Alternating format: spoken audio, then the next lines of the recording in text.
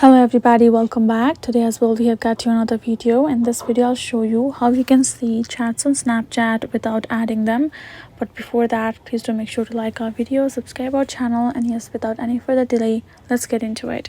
For that matter, let's go ahead first, access your Snapchat app on your mobile phone, and right over here you will be able to see this kind of interface. Right in this section, go ahead, tap on this chat icon in the bottom section. Right over here, if in case you have been wondering whether you can see chats without actually adding that person, is that if you won't confirm their request, you won't be able to check out the messages. For example, this is the user. I have added them, but they haven't added me back as a friend.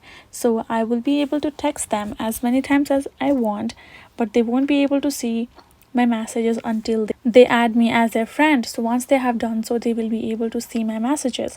But the other thing is, if in case that person's account is public, then I will be able to check out their stories and their activities likewise over there.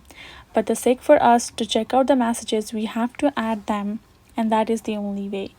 You can choose to simply check out the message that way once they have added you as a friend, and you're good to go. That is the only way for you to do so. Hope this video was helpful to y'all. Thank you so much for watching, and yes, I'll see you guys in our next video.